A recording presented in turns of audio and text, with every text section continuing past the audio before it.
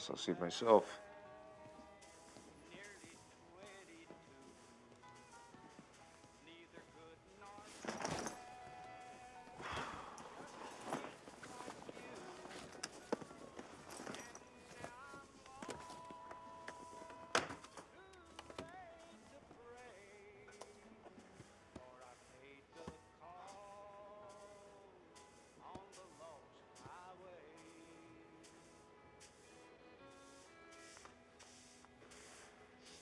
Excuse me, I don't mean to interrupt your chores, but can I get a cup of coffee?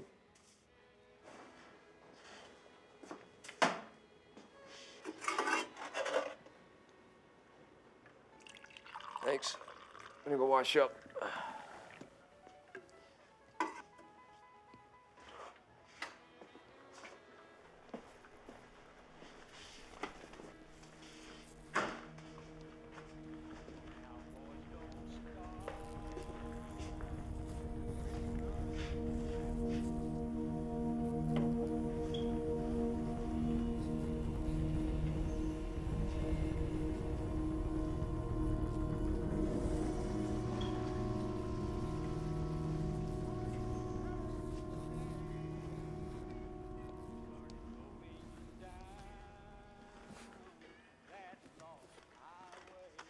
Hey, can I smoke in here?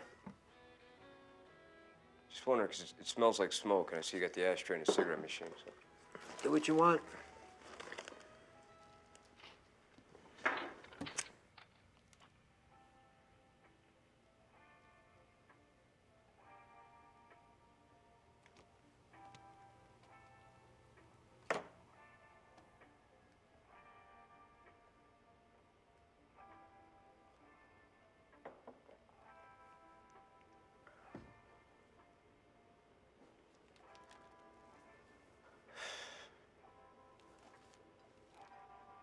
I'm ready when you are. I don't work here.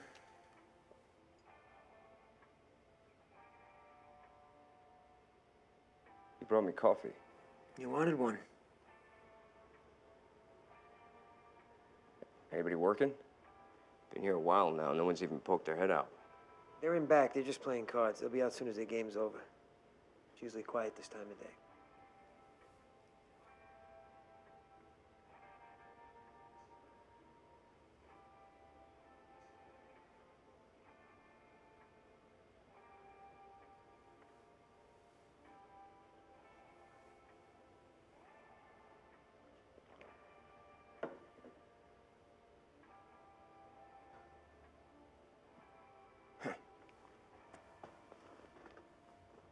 You on some sort of backpacking trip? Not really.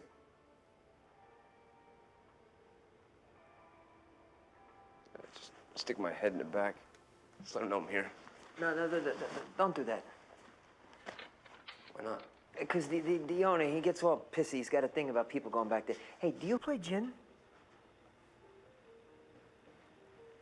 Where'd you say you're from? Why? Oh, no, I'm just trying to place you, where I know you're from. Think you know me? Maybe. Maybe you don't know me. Maybe our paths have crossed. I doubt it. Why would you doubt it?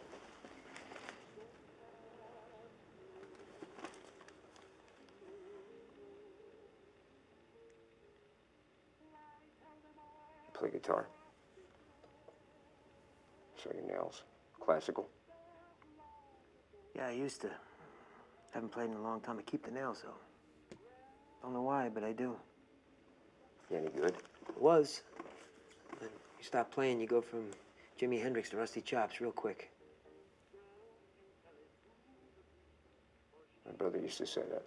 What? That. Get the flu or some shit, not play for a few days, and he'd say the same thing, the exact same thing about Rusty Chops. Must be a musician thing. Must be. When did he die? When did he die? Oh, he's dead, right? Why would you say that? I didn't. You did. You said he used to say that. So what? He could have quit. Doesn't mean he's dead.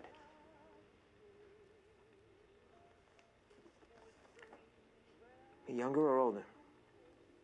He was older. 5 years. So he is dead. Let me ask you something. You got any brothers? Yeah, one. He dead? Were you in the bathroom at the rest stop down the road a little while ago? Were you? Me, yeah. I stopped there to take a leak. And then I thought I saw you there. You know, your boots. Underneath the stall. You were looking under the stall? I just saw them under there. The bizarre thing is I came out and I had a flyer on my window for this place, and then I show up here, you're here. Do you think that's strange?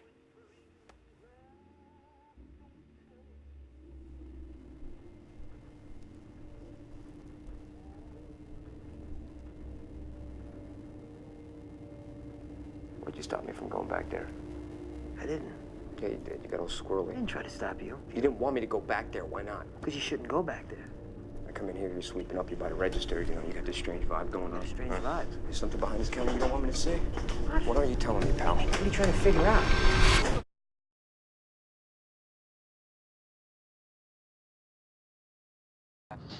If you've been hurt in any type of slip and fall accident, you need to contact the office of Maydew, Barron, and Temple. We can recover the monetary compensation you deserve for your injury.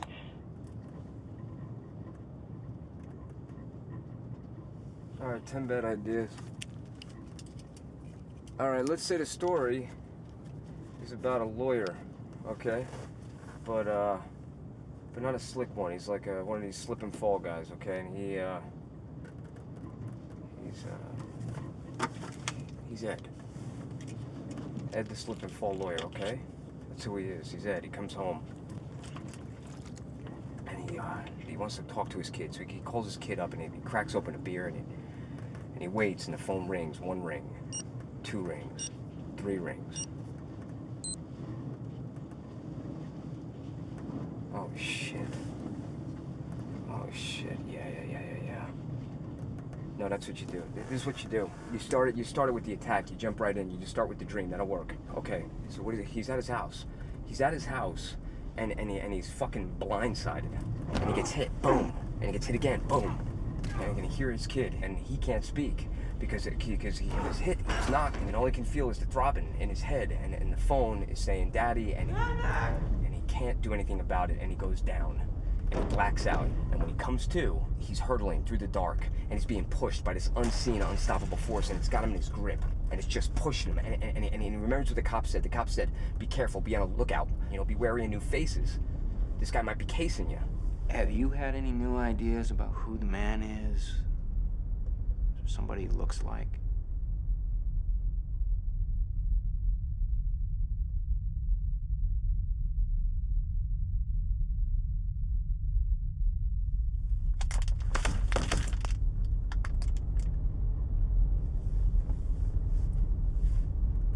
He's fucking trying to see this guy, and he's trying to see him, but he can't because he's in the fucking dark, and he can't see his face. And he's trying to defend himself, but he can't because the guy's got him, and he can't figure out how to get out of the guy's grip, so he grabs his laptop and he hits him with the fucking laptop. And for a second, the guy gives up, and he tries to get to the light. He wants to get out of the dark and into the light, but he can't because he gets grabbed and he gets brought back into the darkness with this guy, and he finds the letter opener on the ground, and he starts stabbing away at this guy, and he stabs and he stabs and he stabs, and it doesn't do shit because this guy's a fucking bear. He's a fucking wave. And he sees it coming. He sees the letter open coming, and bam! Hits him right in his stomach, right above the navel. And it cuts, and it digs in deep. And he's helpless. He's helpless to do anything against this guy, and he's laying there, and he's fucking thinking to himself, my God, I can't believe this is fucking happening to me. I'm dying. I'm really dying. You know, rework it at the cabin, and you know, when he's talking to his kid on the phone, have him scream out. Have him scream out for the kid. I need him to work as his ally, and call him James. Call the kid James. No, call him Jimmy. That's my good kid's name.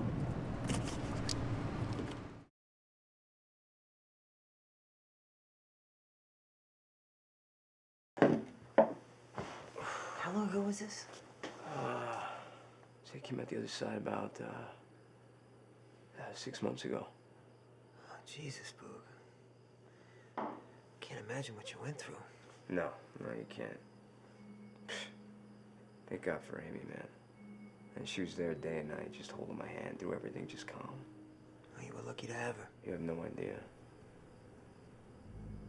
And during all this, you kept coming up. I kept thinking about us, you know? Memories of stuff we used to do. Shit I hadn't thought about in years. It was fascinating how my mind worked, you know? During the illness, I'm thinking about trying to use some of that for the book. You know, I've heard about this from other people, that when they come up against something that's too much for them to handle, that their minds will protect them in all these different ways, like memories from a time in their life when things were good. I've heard this. That's exactly what happened. It was like my mind protected me with this endless flow of home movies that just played in my head of us. You know what came back to me? What? This totally floored me. Because I hadn't thought about it in forever. Do you remember the trip we took to that little lake? It was just me, you, and Dad. I don't know where the hell Mom was. He got this little cabin there right on the lake. And I remember the best part of that trip. Well, there's two best parts, actually. One of them was that Dad used to make you cook lunch. That's right, yeah. And what did you make?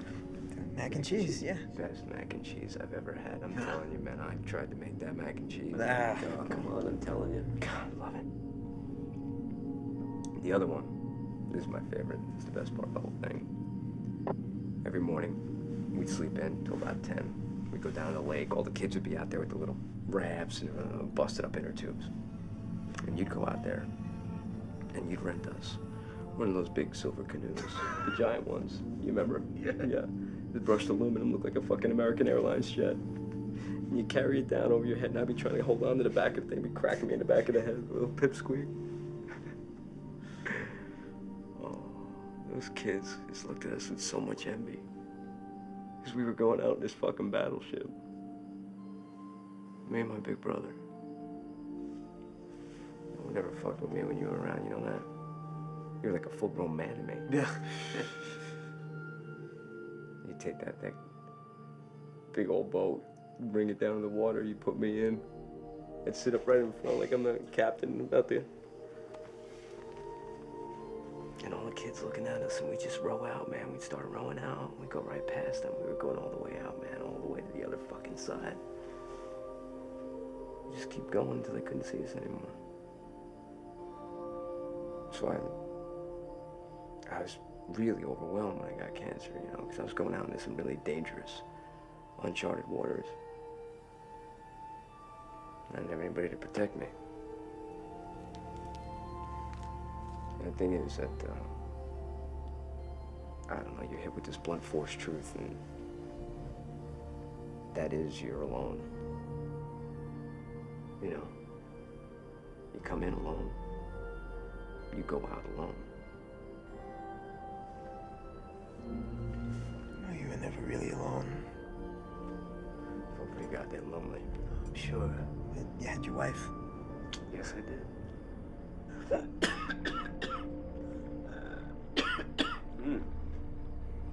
After all that, you still smoke?